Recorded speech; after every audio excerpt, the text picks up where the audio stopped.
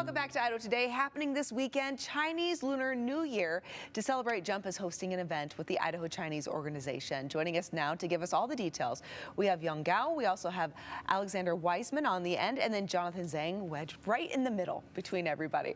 All right, so tell us about the event coming up at Jump. What can people expect? So the Chinese Lunar New Year is the most important traditional Chinese holiday for us.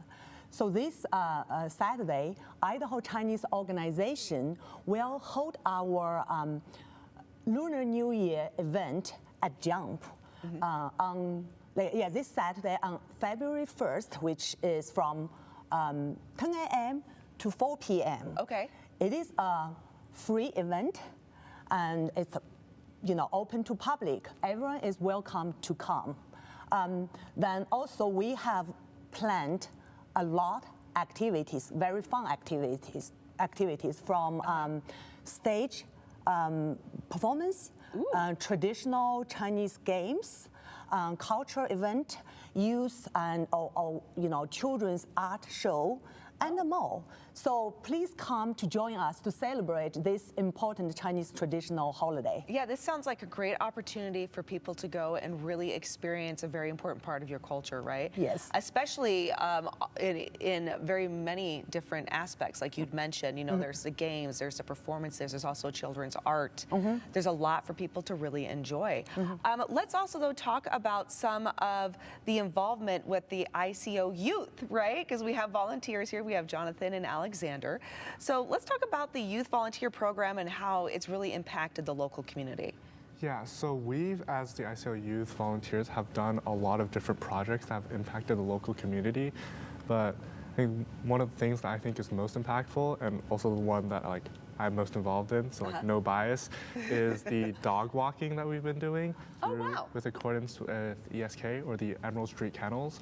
And we've started this since March 2024, so it's almost been a year now. And we go weekly, every Friday, to walk dogs around the park for 30 minutes each, and so a total of an hour usually. And we just get to have these dogs that are usually stuck in the shelters because they're usually volunteer-based to walk. And so we just try to get a bunch of different people. So we've had around 30 different people come over from different school districts, a lot of friends, and it's just been really impactful for our local community to get different people to bond over these different dogs, and also just to help these dogs find their home. Oh, that's wonderful. And what do you guys love so much about being able to be involved in the community like that?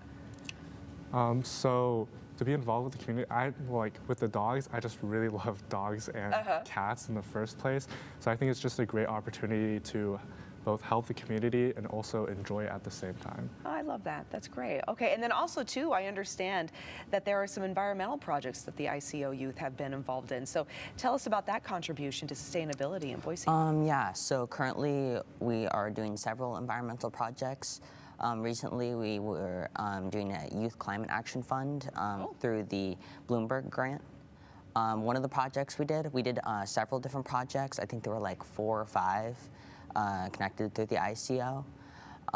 The one that I currently am working on is the one on the 1 mile stretch of the Greenbelt. Okay. We planted over 100 trees and native plants to help protect the topography of the land. It also protects the wildlife and also promotes plant diversity, because there's a lot of invasive plants along the stretches of the Greenbelt that also do need to be removed. So as time goes on, we also adopted that section of the Greenbelt, and we're going to be working towards continuing over the next few months. We're going to be protecting the trees that go around that section with wire, because it's important to protect them, because throughout the winter they can get damaged, especially with the larger trees. It's important to protect them, otherwise they could fall on the paths or in the rivers and damage the ecosystem. I'm so happy to hear that you guys are doing that. I know we all love our Greenbelt, and especially the Boise River, such an important part of our ecology here in the Treasure Valley. So thank you for your efforts, both of you, that you're doing here in the community. And such a great opportunity, as mentioned though, at Jump. Will we see the youth group there too? Will they be be at the event? Marvelous. So we get to learn more about the fantastic organization. Yes. And then as mentioned, be a part of the celebration, the festivities, celebrate Lunar New Year with you, learn more about your culture, enjoy the art. This sounds like a beautiful opportunity. Again, that's this Saturday, correct? This Saturday, Okay. 10 a.m. to 4 p.m.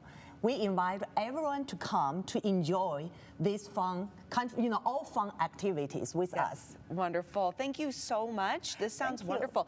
And again, where can people go for more information? Do they just go to Jump? Oh, yeah, so they can just Google search Idaho Chinese .org, or we have Facebook page. It's just to search Idaho Chinese Organization. Okay, got it. All right. I believe we have an youth Instagram have. page. You know, we Oh, and the also youth have a page too?